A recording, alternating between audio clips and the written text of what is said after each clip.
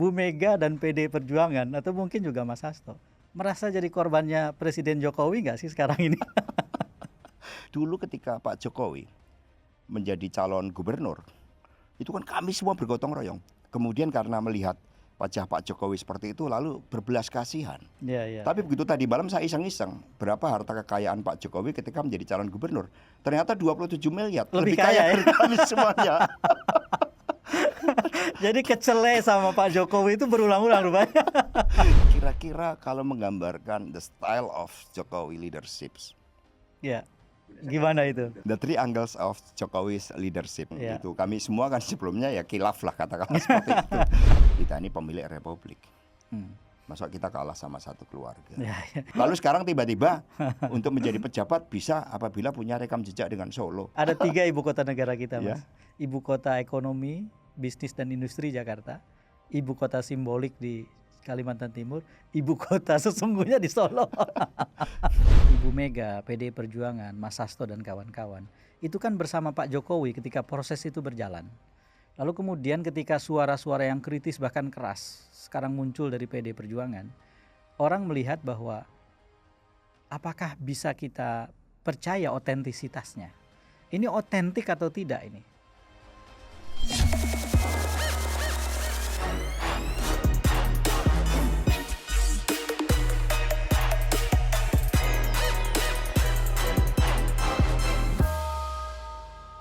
Assalamualaikum warahmatullahi wabarakatuh.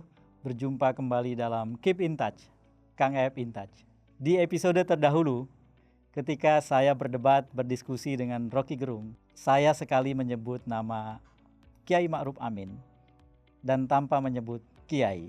Saya mendapatkan teguran dari Rois Suriah PWNU DKI Jakarta, Kiai Haji Muhyiddin Ishak, mengingatkan bahwa dalam tradisi NU, adab selalu di atas ilmu. Dan atas nama adab, Kiai harus dihormati sebagaimana Kiai. Untuk itu saya meminta maaf dengan penyebutan Pak Ma'ruf Amin tanpa Kiai pada waktu itu. Tetapi menyangkut gagasan yang saya sampaikan di episode itu, tentu saja sesuai yang sudah saya sampaikan. Saudara-saudara, kali ini kita akan berjumpa dengan tamu saya yang sudah lama saya kenal, berkali-kali juga berjuang bersama, dan bersama-sama juga dulu sempat mengenal sangat dekat Presiden Jokowi sebelum jadi presiden, ketika dari Solo melaju di Pilkada Jakarta. Tamu saya ini istimewa, pasti dicari banyak orang, dan pernyataannya belakangan ini sangat viral berkaitan dengan sejumlah soal berkait pemilu 2024. Ini adalah Mas Hasto Kristianto. Terima kasih Mas Hasto. Sama-sama Kang Ep. Terima kasih sudah bersedia hadir diundang. Dan saya senang Mas Hasto hadir karena saya tahu banyak sekali yang bisa kita perbincangkan, Mas.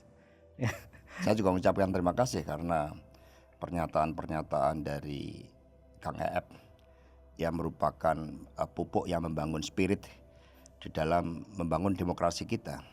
Dan itu luar biasa karena banyak kan dari lembaga-lembaga survei cenderung ikut arus. Tapi Kang Ep berani juga untuk mengambil suatu sikap berbeda karena keyakinan pada nilai-nilai yang kita yakini sama. Ya, saya ingat beberapa bulan yang lalu ya, kita sempat bicara lewat telepon setelah Mas Hasto ngobrol dengan Ibu ya, Bu Megawati. Betul sekali. Ibu juga melihat pernyataan-pernyataan di dari podcast Kang itu Ep, karena ya apapun di dalam sejarah perjuangan Ibu Megawati Soekarno Putri, beliau juga menjadi victim dari berbagai peristiwa politik yang terjadi termasuk pada masa Orde Baru.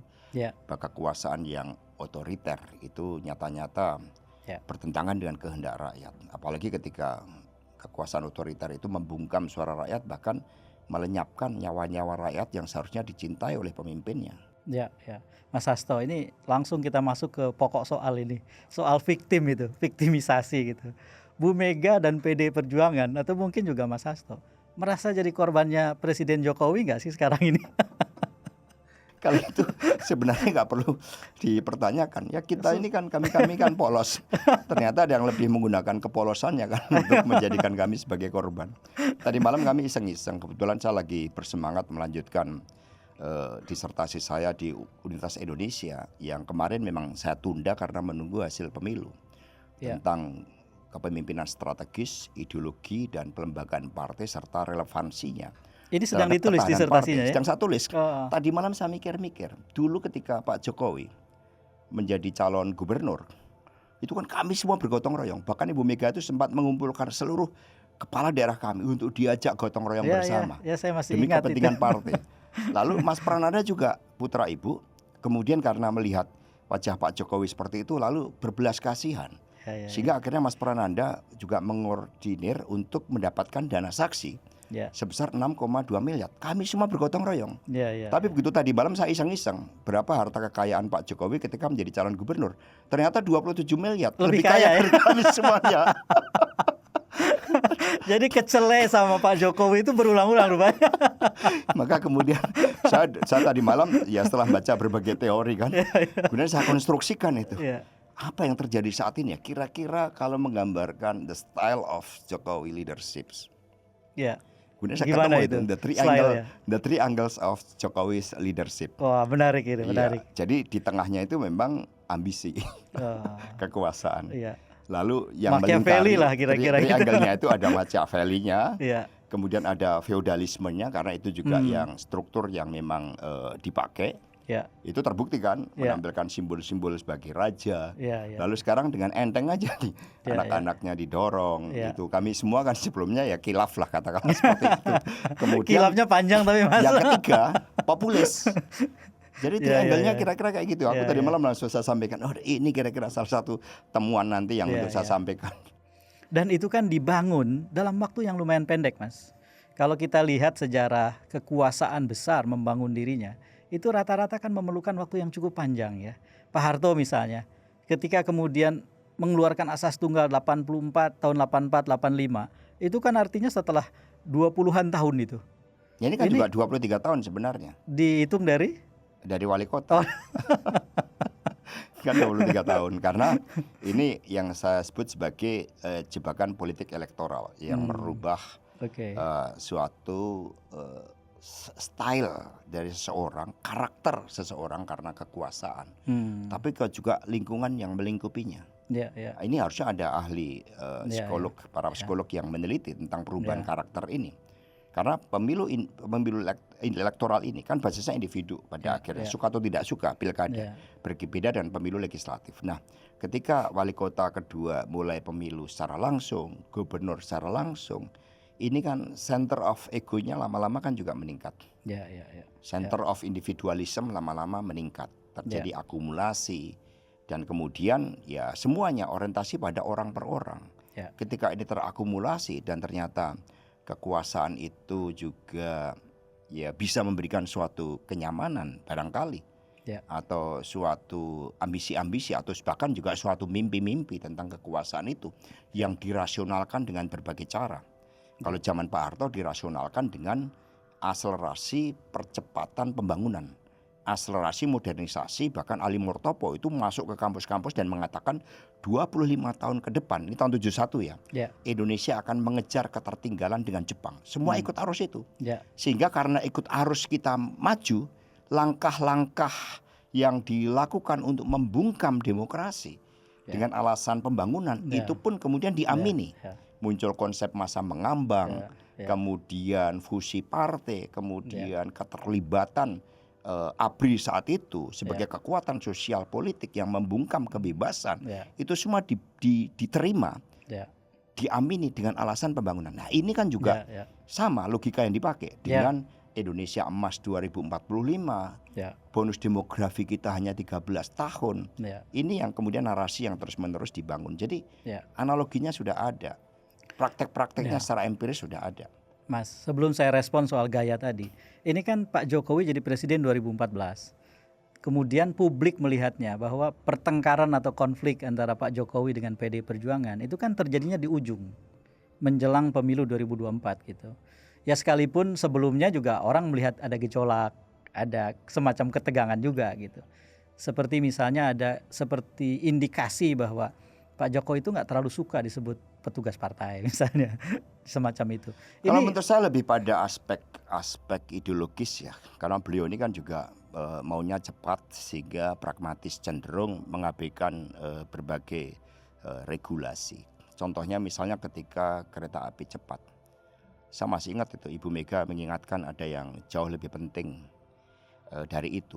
Bahkan Ibu Mega sampai menyebut potensi gerakan geologi ya, dari aspek-aspek geologi di Bandung.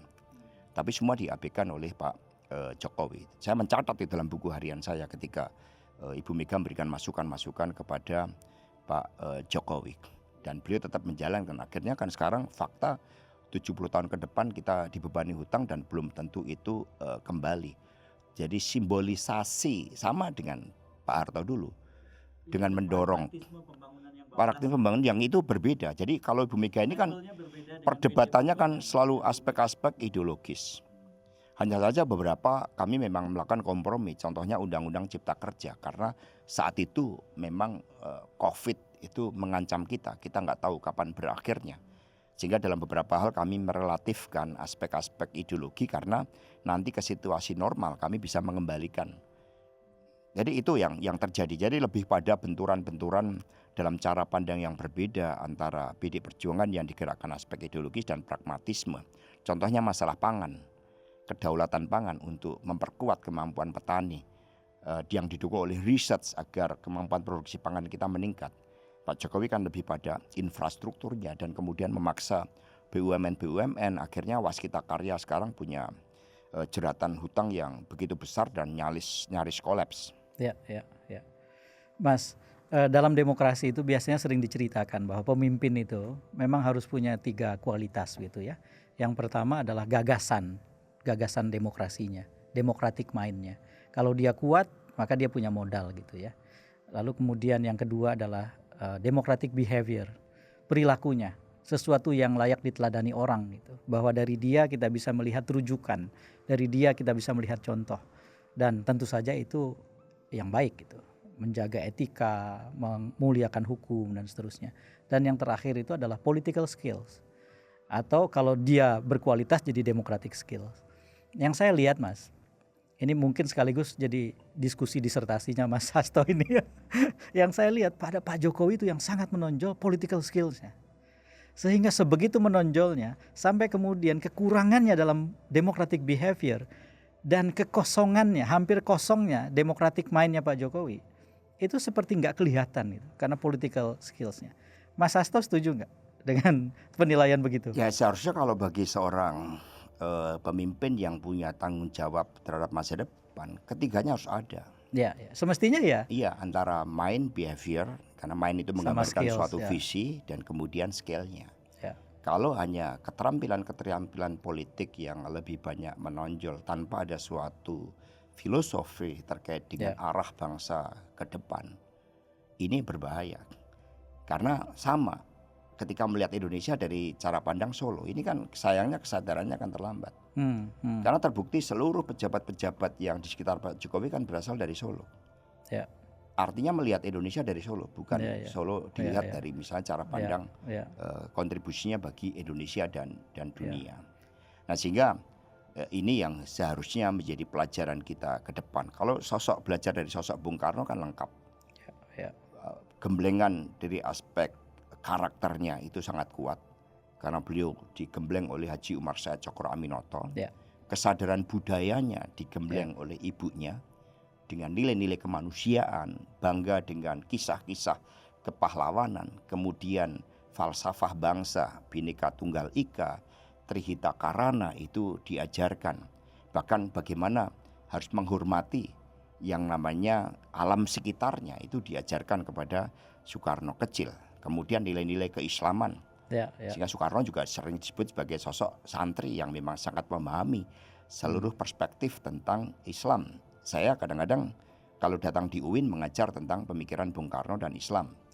Nah, kemudian dari aspek filosofinya ada perdebatan juga dengan M. Natsir kan? Iya betul, filosofinya dia temukan dengan kemampuan intelektual yang begitu luas, tetapi dibumikan dalam alamnya Indonesia, dalam penderitaan rakyat Indonesia, sehingga semua sangat lengkap. Bung Hatta juga sama, beliau dengan tidur di surau itu kemudian membangun suatu kebudayaan yang merupakan perpaduan antara religiositas karena kehidupan beragama yang baik, yang memunculkan kepribadian yang baik tetapi dipandu oleh kepemimpinan intelektual yang luar biasa, dan dari situ menimbulkan suatu tekad terhadap arah masa depan. Nah, kalau hanya political skills, ya bisanya hanya memainkan kekuasaan. Ini yang bahaya. Jadi semestinya Mas, kalau ternyata teori bahwa Pak Jokowi itu titik tekannya pada political skills dengan mind dan behavior yang sebetulnya terbatas, mestinya mudah untuk dikalahkan Mas. Mestinya mudah untuk dijatuhkan atau apapun namanya begitu. Ya, apa yang disampaikan oleh Profesor Ikrar Nusa Bakti. Kita ini pemilik republik. Masa kita kalah sama satu keluarga. Itu bukan sekedar challenge, tapi itu perenungan dari seorang peneliti yang kemudian menggambarkan dengan suatu hal yang sangat dahsyat menurut saya. Itulah yang kemudian menggugah kesadaran, karena pemilu ini bukan berkaitan dengan urusan mencoblos, tapi pemilu ini menentukan masa depan. Kita bisa bayangkan ketika tahun 71 pemilu dimanipulasi, maka kemudian 27 tahun ke depan ketika Pak Harto berkuasa, itu adalah kemunduran kita dalam konteks kualitas manusia Indonesia dalam konteks karakternya, dalam konteks kejujurannya, nilai-nilai juangnya. Semua yang muncul zaman masa Pak Harto kan dibangun tentang pragmatisme. Siapa yang dekat kekuasaan itulah yang dapat. Sekarang kan juga sama. Maka saya sering mengingatkan terhadap teman-teman pers, terhadap kalangan perguruan tinggi, apa yang terjadi saat ini. Ini bukan persoalan PD Perjuangan semata, bahwa kami ikut mengambil tanggung jawab karena legitimasi historis yang dimiliki Ibu Mega sebagai tokoh yang berani melawan pemerintahan yang otoriter, juga dari PDI Perjuangan sendiri. Tetapi ini menyangkut masa depan kita bersama. Karena kalau kita tidak bisa menghadapi ini, maka nanti buat apa pendidikan budi pekerti? Buat apa pendidikan yang mengajarkan nilai-nilai kebaikan? Kalau pada akhirnya pengkhianatan terhadap konstitusi, kalau berkhianat terhadap partai sih kami sudah sering mengalami dalam sejarah partai.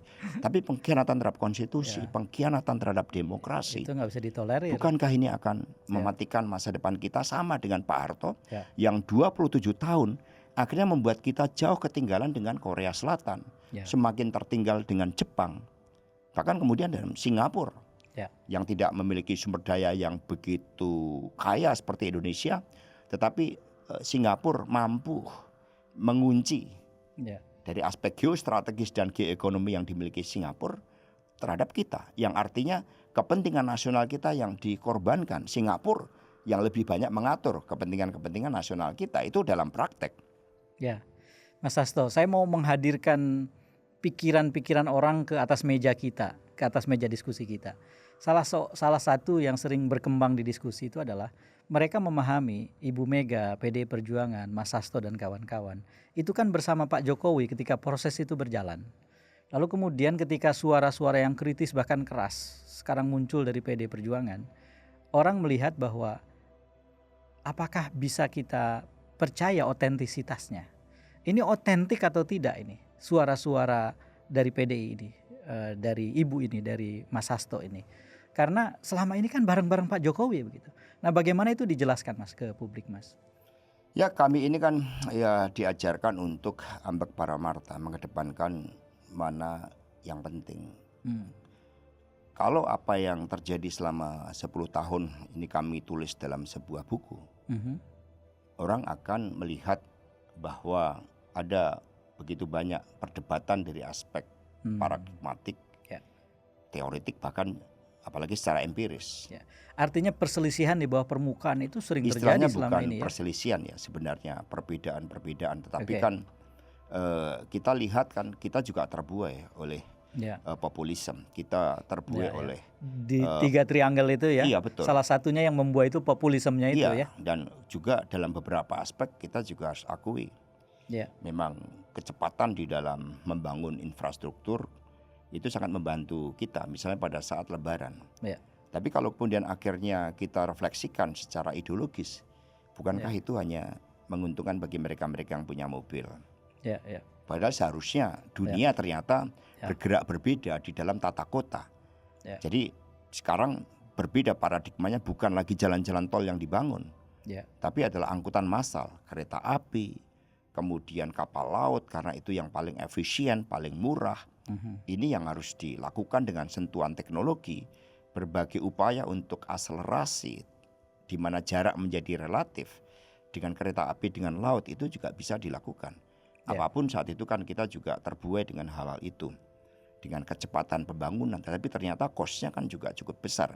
Kalau kita lihat dari pengorbanan dari begitu banyak BUMN yang akhirnya terancam kolaps karena mengedepankan konsepsi pembangunan tidak dilakukan dengan suatu kajian yang mendalam tentang multiplier effect bagi kepentingan perekonomian rakyat, tidak semata-mata perekonomian negara yang masih didominasi oleh elit, oleh oligarki. Nah Mas, tadi kan juga Mas Hasto menggarisbawahi soal bahwa sayangnya kesadaran banyak orang itu terlambat. Tetapi menurut hemat saya ini nasi belum jadi bubur nih. Nah, saya sendiri Mas sebagai warga negara masih tetap mengaspirasikan menghentikan Jokowi, mengalahkan Jokowi. Termasuk tentu dalam jangka menengah dan panjang adalah menghentikan Jokowisme. Semua paham yang mengacu pada gaya substansi kepemimpinan yang dipraktekkan Pak Jokowi yang menurut saya sangat berbahaya bagi masa depan Indonesia. Nah, keyakinan seperti saya yang saya yakin juga dimiliki oleh sejumlah orang ya. Ini masih ada waktu, harus dihentikan, harus terus ikhtiar. Itu masih dimiliki dengan kuat oleh teman-teman di PDI, Mas? Kami melihatnya lebih luas dari itu. Ketika Bung Karno di dalam buku Indonesia Menggugat, yang disampaikan oleh Bung Karno, saya tidak melawan Belanda, saya tidak melawan orang-orang Belanda. Yang saya lawan adalah suatu nafsu. Yang beliau sebut sebagai kapitalisme, suatu nafsu untuk memperkaya. Jadi bukan Jokowi tapi Jokowismenya ini. Sistemnya. Nah itu yang harus kita lihat bahwa ini ada suatu ambisi yang cerminnya adalah nepotisme. Sehingga sekarang tanpa malu-malu semuanya mau coba. Kemarin mendengar bagaimana asisten pribadi Bu Iriana mau menjadi dan wali minta kota izin di istana Bogor, minta izin di istana. Kemudian istri Mas Kaisang, kemudian istri Mas Bobi sendiri mau jadi gubernur, istrinya didorong untuk menjadi wali kota. Nepotisme yang ditampilkan secara telanjang di depan kita, sehingga ini kan mengancam suatu proses regenerasi yang paling bahaya. Karena sepertinya kekuasaan ini hanya berada pada elit. Padahal Bung Karno sebagai pejuang yang keluar masuk penjara pun tidak pernah memberikan aspek-aspek itu. Feodalisme merupakan hal yang mau ditentang. Maka the triangle of Jokowi's leadership tadi, Machiavelli, feodalisme, dan kemudian populisme, itu menurut saya yang harus kita lihat secara komprehensif. Sehingga di dalam menghadapi kita bukan orang per orang, tapi dengan membangun kesadaran rakyat, dengan kemudian juga melakukan kontemplasi atas praktek sistem politik kita yang ternyata kekuatan demokrasi dari rakyat secara langsung yang seharusnya tidak bisa dimanipulasi, ini justru bisa dimanipulasi dari hulu ke hilir.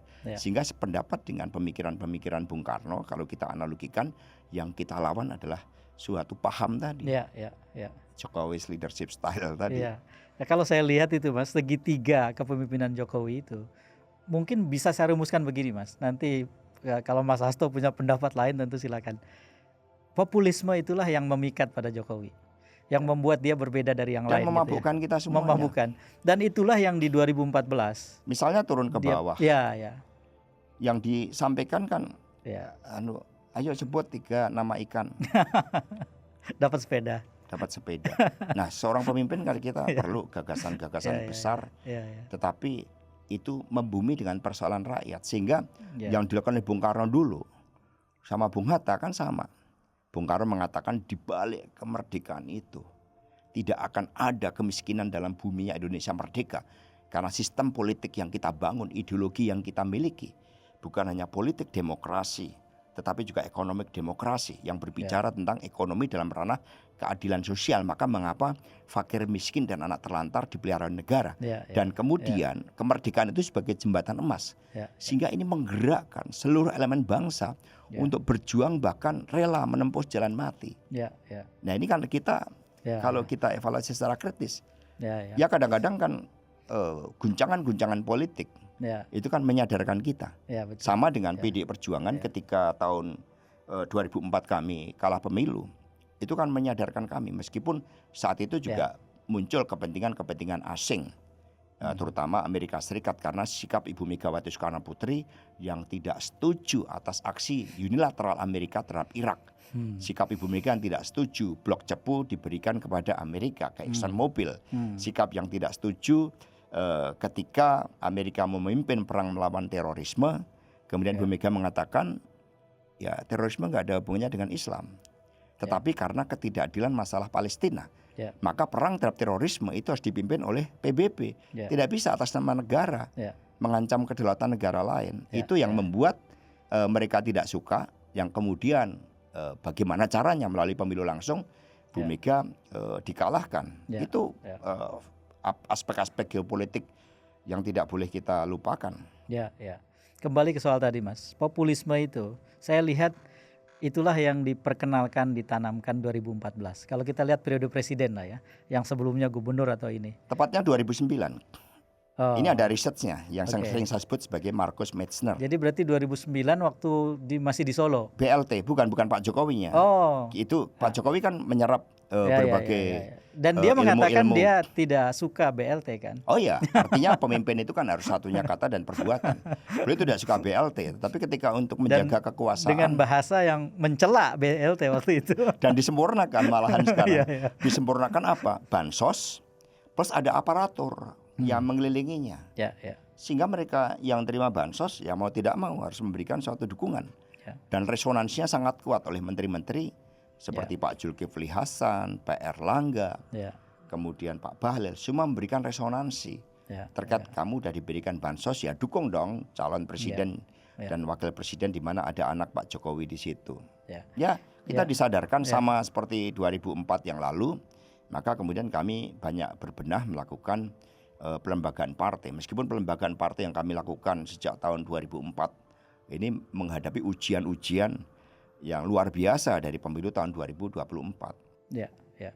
Jadi yang saya mau bilang tadi itu adalah di periode awal Pak Jokowi itu memperkenalkan populisme sebagai daya pikat, tapi kemudian ketika terpilih kembali di 2019 memulailah dia satu periode yang Machiavellian, yang lebih memperlihatkan aspek-aspek kepemimpinan Machiavellis itu, yang mulai menghalalkan segala cara dan seterusnya. Dan di ujung 2,5 tahun terakhir dia mulai secara terang benderang membangun feodalisme itu, dinasti politik yang tidak ada taranya dibandingkan dengan yang lain gitu. Nah itulah yang terjadi. Nah pertanyaannya sekarang adalah ini semua sebetulnya dipertaruhkan lewat pemilu 2024 ini. Artinya bisa berlanjut atau tidak tergantung banyak hal, dan salah satunya yang sangat penting adalah ujung dari proses pemilu sekarang. Pemilu kan belum berakhir, belum ada juga proses gugatan, belum ada penetapan yang ingkrah, berketetapan hukum final di MK dan seterusnya gitu. Nah, Mas Hasto dan teman-teman PD Perjuangan, Ibu Mega, melihat ujung dari pemilu 2024 itu seperti apa sekarang? Sebentar, saya pikir yang harus dikoreksi adalah cara pandang kita. Ini juga cukup lama kita dinabubukkan pada hasil. Orang kita ini lebih suka pada hasilnya. Dia jadi apa, jadi pengusaha, bukan prosesnya hebat, crazy rich, tanpa melihat suatu prosesnya. Jadi sultan kalau sekarang. Nah ini harus kita luruskan adalah hasil itu sangat dipengaruhi oleh proses. Ada inputnya juga di situ. Nah ketika inputnya saja itu sudah diwarnai dengan manipulasi hukum di Mahkamah Konstitusi, di mana keputusannya masih bisa diperdebatkan. Nggak ada satu teori hukum pun yang memberikan dukungan atas akrobat hukum yang dilakukan di Mahkamah Konstitusi. Sehingga hasilnya kita nggak bisa dilihat lagi. Hasil pemilu presiden bahkan pengaruhnya juga pemilu legislatif, tapi core-nya itu pemilih presiden karena fokus kecurangan hulu hilir kan pada pilpres. Legislatif sebagai dampak. Nah jadi hasilnya kita udah nggak bisa lihat lagi karena dari hulunya sampai prosesnya sudah ada persoalan. Jadi jangan mau kita kemudian digiring pada aspek hasilnya. Maka tetapi kita kan tadi sama yang Kiai NU Rois Am menyebut tentang pentingnya adab. Rois Suriah. Rois Suriah. Saya pun juga penting itu adab di atas ilmu, etika di atas hukum. Kami punya hati-hati menyebut.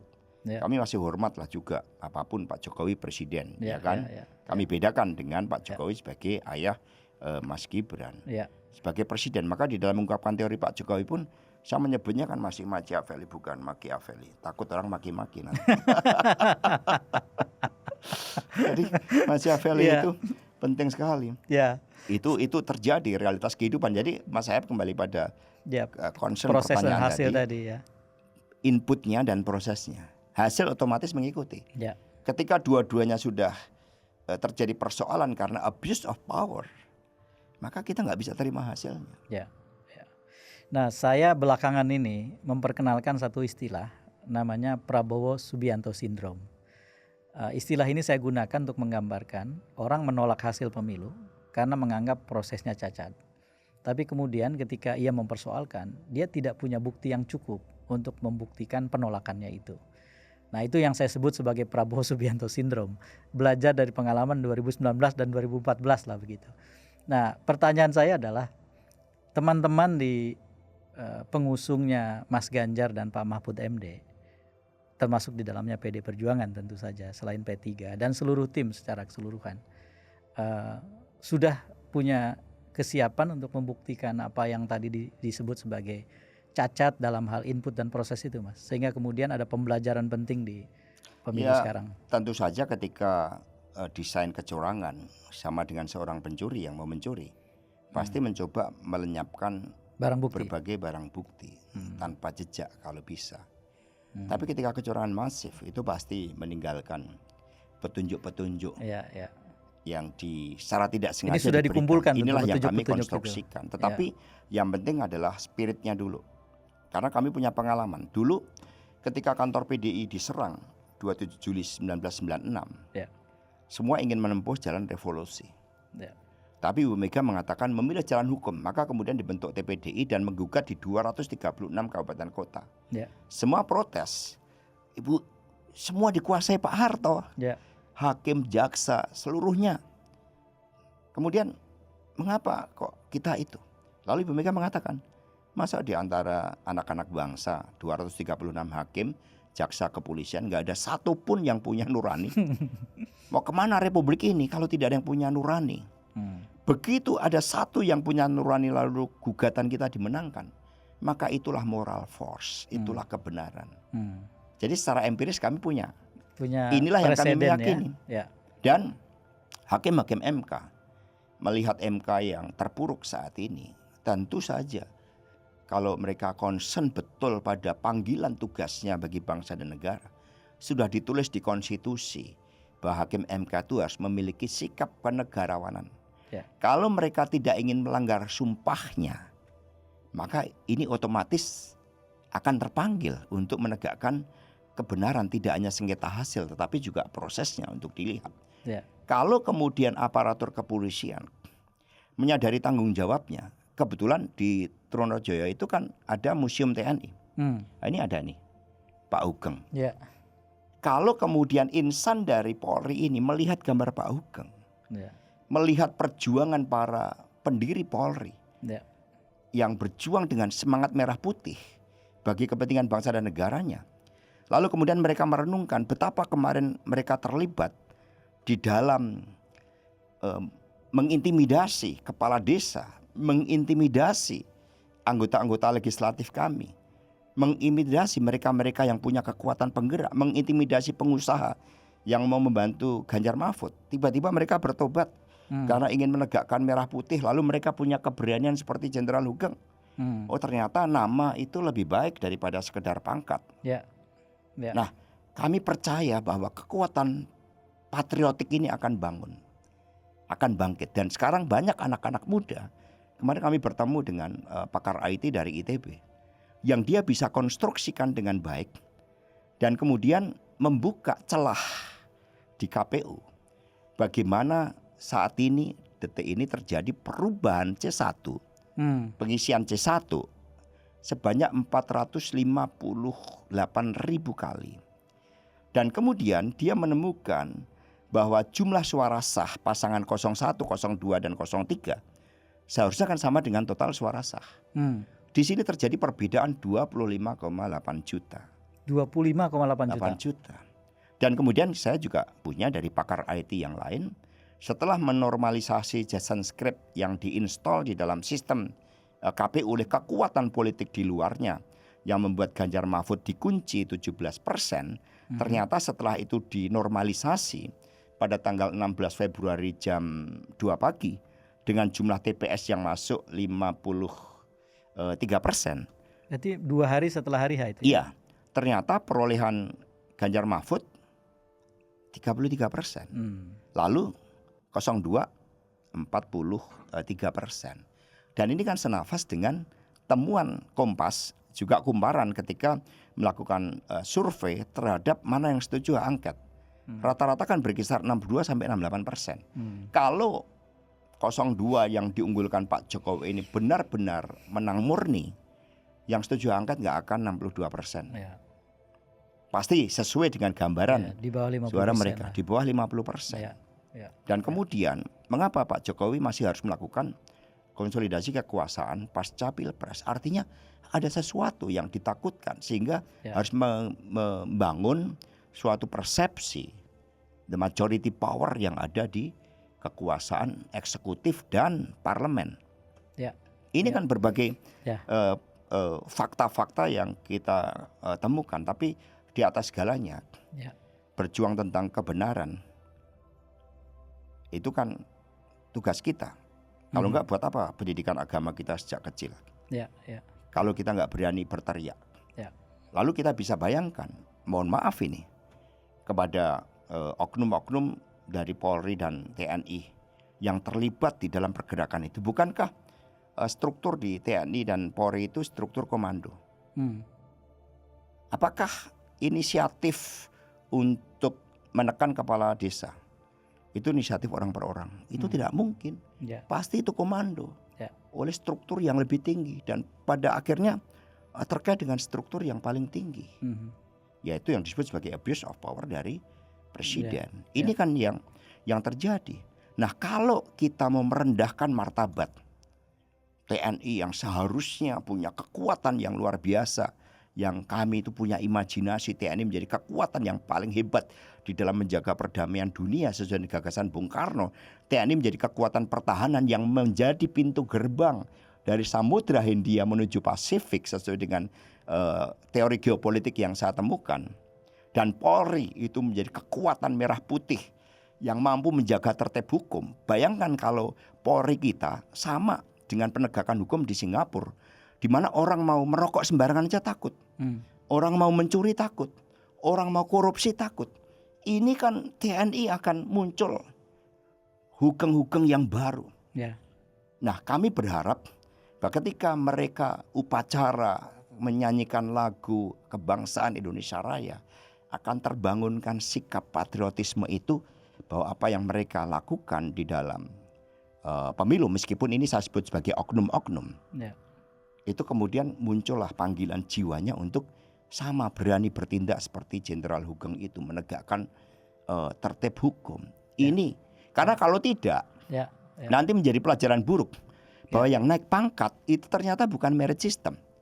Yang bisa dari kombes menjadi brigjen, kemudian menjadi irjen, itu ternyata adalah mereka yang dekat dengan kekuasaan. Mereka yang tidak menempuh jalan normal. Ini kan ancaman bagi institusi sendiri. Mas Hasto, yang tadi Mas Hasto sampaikan, harapan bahwa institusi Polri memunculkan orang-orang yang jiwanya bangkit dan lain-lain, sebetulnya juga dimiliki publik, dimiliki warga berkaitan dengan partai, Mas. Jadi ketika ada kisruh yang sebegini rupa, pemilu yang terburuk, pemilu yang paling brutal sepanjang sejarah pengalaman saya, ikuti pemilu sejak awal reformasi lah. Maka banyak orang berharap partai sekarang harus mengambil sikap yang berbeda. Nah, dalam kaitan itulah kemudian orang mendukung habis-habisan apa yang disebut sebagai inisiatif membuat hak angket itu. PDIP firm nggak sih, Mas, sebetulnya untuk hak angket ini? Secara teknis kan mudah. Tapi kok nggak jalan? Hanya 25 orang dari 2 fraksi, dan kami sudah menyiapkan dengan naskah akademik. Kan kita lihat momentum. Yang tapi kita memang akan dijalankan ini, Mas? Yang kita hadapi kan berbagai bentuk penghadangan ini. Ini yang kita bangun kesadarannya. Bahwa angket itu bukan hanya semata-mata urusan fraksi-fraksi yang ada di DPR. Itu tanggung jawab kita di dalam melihat berbagai kecurangan ini bagaimana. Nah, kalau kita hanya melihat oh itu hanya urusan PDI, ya buat apa? Ini adalah urusan kita. PDI Perjuangan sebagai partai yang punya infrastruktur, tradisi menyerap kehendak rakyat, kami menyerap.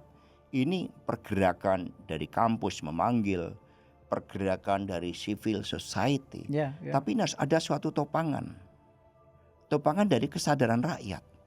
Ketika masyarakat karena kemiskinan lalu menerima bansos dan sedikit intimidasi, karena rakyat sedikit, kalau elit termasuk kepala desa ke atas, itu intimidasinya luar biasa. Berarti Mas Hasto intimidasinya besar sekali berarti. Ya udah biasa lah. Itu terjadi. Lalu ini kan kita menghadapi tembok-tembok kekuasaan yang menggunakan cara-cara populis. Makanya harus dibangun kesadaran. Toh momentumnya masih ada, waktunya juga masih ada. Kita lihat dulu ini. Jadi akan digulirkan ini hak angket ini ya? Ya arahnya kita akan lakukan. Tapi kita juga membangun kesadaran. Jangan sampai begitu diusulkan langsung mati di tengah jalan. Karena apa, di DPR saat ini itu kan juga banyak anggota legislatif yang masih berjuang untuk mengamankan posisinya, apakah benar-benar terpilih menghadapi berbagai macam sengketa baik di internal maupun dengan caleg-caleg dari partai lain. Kami melihat momentumnya, tetapi sekarang naskah akademiknya itu sudah selesai dan kemudian hari ini kami ada considering terkait dengan tim hukum yang akan mempersiapkan di Mahkamah Konstitusi. Nah nanti kita lihat ini harus saling beriringan antara pergerakan rakyat, pergerakan civil society, pergerakan dari tokoh-tokoh cendekiawan budayawan kita. Nah baru kemudian ketika momentumnya tiba kita lakukan dua-duanya. Baik, jadi sebetulnya persiapan terus dilakukan, tetapi kemudian momentum itu yang akan. Ya kita juga menghitung momentumnya untuk melihat aksi reaksinya. Ya, artinya ekspektasi orang bahwa PDI Perjuangan menjadi satu penggerak untuk membuat tulisan sejarah tentang 2024 tidak lolos begitu saja tanpa catatan-catatan keras dan mendasar, itu akan dipenuhi ya ekspektasi itu. Kami kan punya tanggung jawab terhadap sejarah dan terhadap masa depan. Sejarah membuktikan bahwa PDI Perjuangan tidak pernah kehilangan energinya untuk menjaga konstitusi, menjaga demokrasi yang berkedaulatan rakyat, dan memperjuangkan keyakinan-keyakinan politik kami. Hanya saja kan kita lihat ini aktornya kan juga sudah berubah sebenarnya. Dulu Pak Harto, nah kini ada abuse of power dari Pak Jokowi. Masa kemudian tidak muncul juga kebangkitan anak-anak muda kita yang secara sadar untuk berani memperjuangkan itu. Nah ini yang kami lakukan. Ini kan pendidikan politik, termasuk podcast ini kan juga suatu pendidikan politik untuk menggugah teman-teman kita, sahabat-sahabat kita di TNI, di Polri, sahabat-sahabat kita di kampus, agar mereka punya cara yang pandang yang sama bahwa pemilu ini bukan persoalan kekuasaan. Pemilu ini memang tanggung jawab kita untuk mencari pemimpin yang baik. Kita lihat persoalan korupsi kita kan luar biasa, dan nepotisme kini akan semakin dilegalkan. Masa kita diam? Sehingga dulu seperti zaman Pak Harto, kalau ada seorang jenderal yang mau, ada seorang brigjen yang mau, ada seorang kolonel yang mau jadi jenderal, karena Pak Harto orang Jawa, kemudian cenderung punya istri orang Jawa untuk menyenangkan Pak Harto. Ini kan cara-cara yang membunuh peradaban kita. Masa itu mau dilakukan lagi? Lalu sekarang tiba-tiba untuk menjadi pejabat bisa apabila punya rekam jejak dengan Solo. Nanti ibu kota negara kita ada 3, Mas. Mengecilkan Solo loh ya. Ada 3 ibu kota negara kita, Mas. Ibu kota ekonomi, bisnis dan industri Jakarta, ibu kota simbolik di Kalimantan Timur, ibu kota sesungguhnya di Solo. Bukan dong, karir trek itu dimulai dari Solo. Bukan itu ya. Harus dekat dengan lingkaran-lingkaran. Itu kan itu juga otokritik yang dilakukan oleh PDI Perjuangan. Bukan berarti saya juga tidak menghadapi berbagai tekanan-tekanan. Tetapi kan kita sudah biasa kan diajarkan. Kalau saya belajar dari Bung Karno dan Bu Mega, tekanan-tekanan yang saya alami itu tidak ada artinya, masih ya sehitam kuku lah. Bu Mega dulu kan sampai dipanggil aparat kejaksaan, polisi. Bayangkan Bu Mega kemudian mengantar makanan buat Bung Karno ketika tanpa ada proses hukum dikenakan tahanan rumah di mana Istana Batu Tulis. Bawa makanan buat proklamator. Ya. itu diaduk-aduk pakai bayonet. Tapi Bu Mega kan ketika beliau berkuasa, beliau kan nggak ada dendam, Ya. nggak ada dendam, Nggak ada makanan yang diaduk-aduk lagi. nggak ada. Itu kan Ya. pelajaran yang Ya. membekas yang diceritakan Ibu Mega kepada saya. Maka kemarin kan saya kutip pernyataan dari Goethe yang sangat baik, bahwa kalau demokrasi menghadapi ancaman dan kita tertidur, maka kita akan bangun dalam alam kediktatoran. Ya, Apalagi ya. kalau wajahnya populis, ini Ya, yang paling ya. bahaya. Terlepas dari apapun catatan kita, Mas, menatap masa depan, Mas Hasto punya optimisme? Punya optimisme karena kami diajarkan untuk punya suatu daya juang. Tapi daya juang itu kan dibangun dari the power of idea. Ini dari konstruksi pemikiran Soekarno. The power of idea itu dengan melakukan sintesis antara problematika bangsa dengan arah masa depan. Dan kemudian muncul the power of imagination. Dari situlah muncul the power of to struggle, to fight. Nah, ini yang kami ajari dari Bung Karno. Dulu Bung Karno kan juga memperjuangkan bangsa ini untuk merdeka nggak mudah. Tapi selalu yang menjadi semangat kami adalah yang kami lakukan itu belum ada artinya dengan pengorbanan para pejuang, para pahlawan-pahlawan bangsa. Sehingga seharusnya kita malu dong. Dulu dijajah saja punya keberanian itu, masa sekarang kita nggak punya keberanian untuk melakukan koreksi. Toh yang kita koreksi adalah sebenarnya sesama anak bangsa.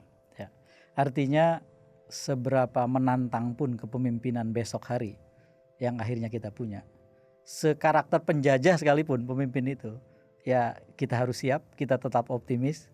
Ya karena kami juga punya ide kan, kami punya keyakinan sebagai partai. Bung Karno mengatakan ide, gagasan dan cita-cita tidak bisa dibunuh. Perlawanan tidak boleh mati. Semangatnya.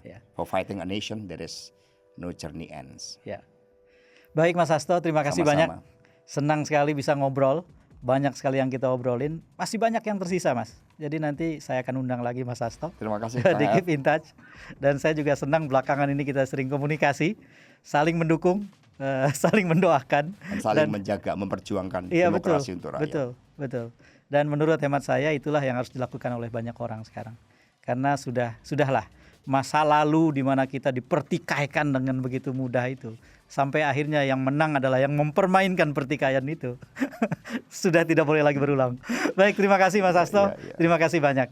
Saudara-saudara, itulah perbincangan saya dengan sahabat saya, kawan sejak lama, Mas Hasto Kristianto, Sekretaris Jenderal PDI Perjuangan. Tentu saja tidak akan pernah ada kekuasaan yang berkuasa semena-mena jika tidak ada rakyat yang tunduk dan membiarkan. Dan mari kita tidak menjadi rakyat yang seperti itu. Kita punya energi yang harus terus dikumpulkan, diperbanyak untuk membiayai, untuk membekali perlawanan demi perlawanan sesulit apapun masa depan. Kita harus menang, rakyat harus menang, Indonesia harus menang. Terima kasih, sampai jumpa lagi di Keep in Touch yang akan datang. Saya Saifullah Fatah. Wallahul muwaffiq ila aqwamit thoriq. Wassalamualaikum warahmatullahi wabarakatuh.